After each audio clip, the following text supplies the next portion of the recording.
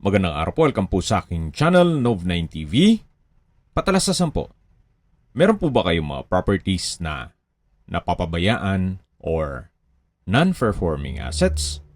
Plan nyo ibenta, pero wala kayong oras pagbenta nito. Kung ito'y pagkakatiwala nyo po sa amin, tawag lang po kayo sa aking numero, usap po tayo, gawan ko po ng video for free. Yes, libre po. Wala po kayong babayaran. Tutulungan pa namin kayong mabenta ang inyong property. Kami na po bala sa marketing, sa boosting,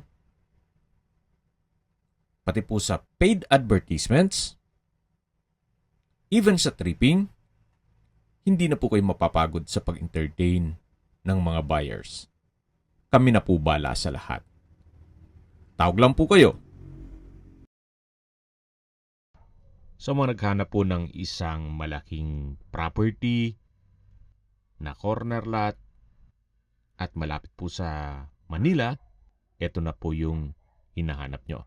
Nandito po tayo ngayon sa Sukat, Muntinlupa, kung saan meron po tayong bagong video presentation. Isang old house na may lot area na 371 square meters. Corner lot. Unlimited po ang parking space dito. Dito po sa street na to, dead end na po yan. Kaya pwede po kayong mag-garahe dyan. At dun po sa likod ng bahay ay malaki pa po ang bakanting lote. Nakakasya pa ang 6 na sasakyan. Yan po ang inyong mga magiging kapitbahay. Ito po ay nasa loob ng isang exclusive subdivision na meron pong 24-hour security. Ito pong bahay ay may floor area na 200 square meters more or less. May 5 bedrooms. At tungkol naman po dito sa structure, okay pa naman, wala pong crack. Pero syempre, it's an old house given na yung mga ipapa-repair. So what you see is what you get. As is where is po ito.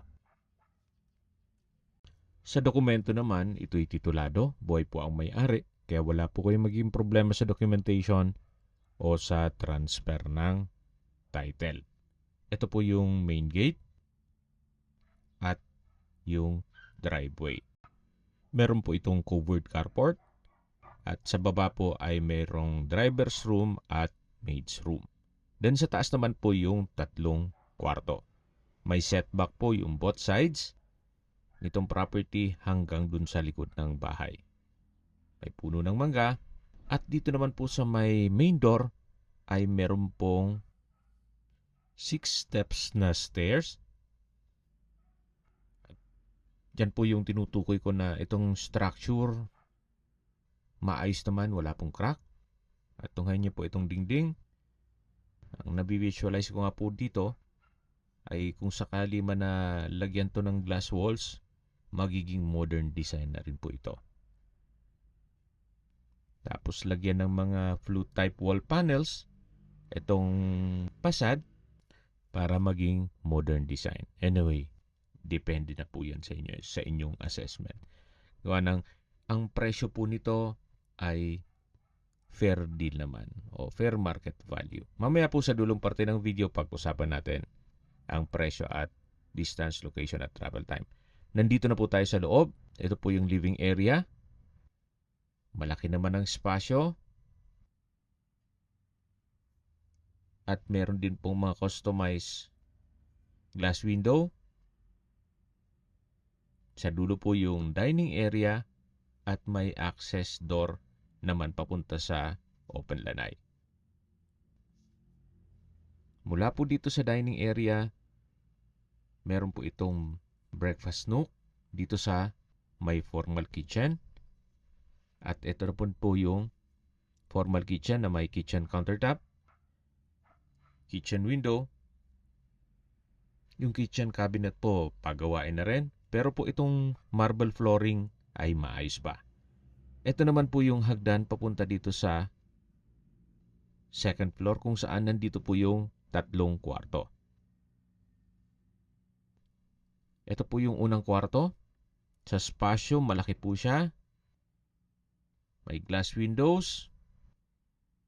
Then meron pong wardrobe. Yung ceiling po medyo pagawain na. Itong flooring maayos pa naman. At dito naman po sa kabila yung pangalawang kwarto. Malaki naman po ang spasyo nito. May glass window with security grill. Meron din pong wardrobe. At dito naman po sa kabila ay yung common toilet and bath. Yan po yung hand wash basin, shower enclosure, meron pong water closet at bathroom window. Lipat na po tayo dito sa may master bedroom. Malaki naman po ang espasyo. May dalawang glass window with security grill. Meron din pong wardrobe at maayos naman ang flooring. Ito po yung mga kwarto dito sa second floor.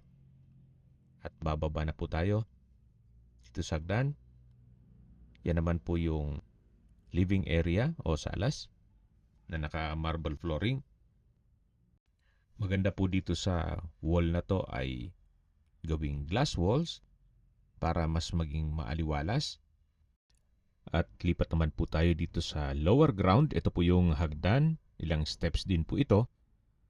Dito po sa baba ay meron pong dalawang kwarto na may access papunta sa garahe. At matatanaw naman natin yung main gate. Ito po yung covered na carport. Then sa likod po niyan ay may setback papunta sa likod ng bahay. Ito naman po yung kwarto na tinutukoy ko na pwede pong gawing maid's room or guest room. Depende po sa magiging purpose nyo. At dito naman sa kabila ay yung banyo na kung saan may hand wash basin, water closet, at may shower. Meron din pong bathroom window sa dulo.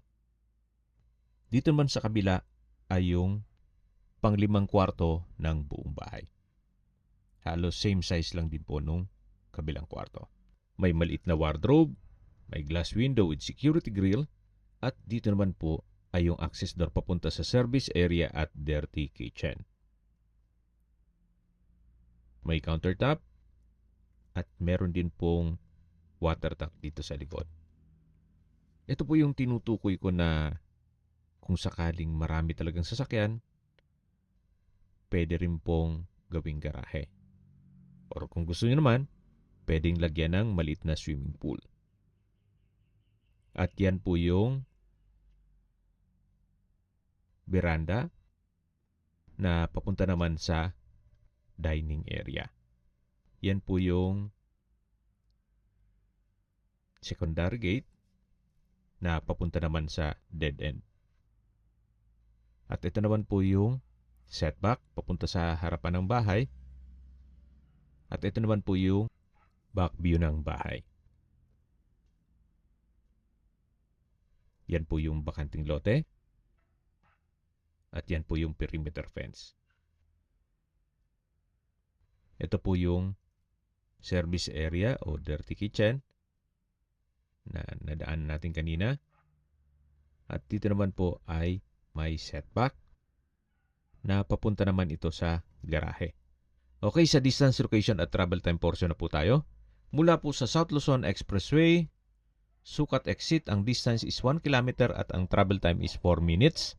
Mula naman po sa SMBF at Medical Center ng Parañaque o hospital, ang distance is 2.8 kilometers at ang travel time is 14 minutes. Mula naman po sa Asian Hospital and Medical Center at Alabang Business District, ang distance is 7.2 kilometers at ang travel time is 14 minutes. Yan po yung lagi kong binabanggit sa inyo na dapat nyo i-consider sa paghanap ng property ay yung meron pong malapit na hospital. Hindi ko naman po sinasabing sakitin kayo. Yan naman po for emergency purpose lang naman. At mula naman po sa airport, ang distance is 14 kilometers at ang travel time is 40 minutes. Mula naman po sa BGC, ang distance is 15 kilometers at ang travel time is 54 minutes. Kung manggagaling naman po sa Makati Business District, ang distance is 14 kilometers at ang travel time is 45 minutes. Okay, recap sa mga nag-skip ng video. Ito pong property ay nasa Sucat, Muntinlupa. Nasa loob ng isang exclusive community na meron pong 24-hour security. May lot area po ito na 371 square meters, nasa dead end at corner lot.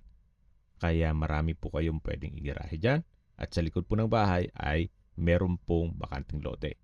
Ang bahay po ay luma na. As is where is po tayo. What you see is what you get. Kaya kung sakaling sobrang selan, hindi po ito para sa inyo. Pero kung i-assess nyo sa mga binablog ko ng mga property na worth 15 to 20 million na maliit na sukat ng lupa, pwede nyo pong i-considera ito. Binebenta po ito ni owner sa halagang 19 million pesos net. Ibig pong sabihin, si buyer na po ang sasagot sa lahat ng taxes at expenses with regard to documentation. Kung may mga katanungan po kayo, tawag lang po kayo sa aking numero. At sa mga kababayan naman natin nasa ibang bansa, meron po akong WhatsApp, Viber, Telegram at Signal. Same number lang po, 0917-316-3399. Sa mga nagtatanong naman po ng aming Facebook, meron po aming Facebook page na Nov9TV at Facebook Real Video. Meron din pong TikTok at Instagram. May ibang YouTube channel po kami, the Nov9TV channel, Nov9TV Listings, Nov9TV On The Spot, Nov9TV Updates, at Nov9TV House Rental. Sana po naibigyan nyo ang video presentation. Paki-like and subscribe na lang po sa aking channel para ma-update din po kayo sa aking future listings. Kung sakali po hanap nyo yung mas malaking sukat ng lupa, meron din po kami ibang listings na pwede nyong pagpilian. Huwag po kayong mag-atubiling tumawag sa amin. Then, let us know your budget para malaman namin kung anong property pwede naming ilog sa inyo. Sa lahat pong viewers, subscriber at nagtiwala po sa amin, salamat po sa suporta. Ingat po kayo lagi at yung pamilya. Maraming salamat po.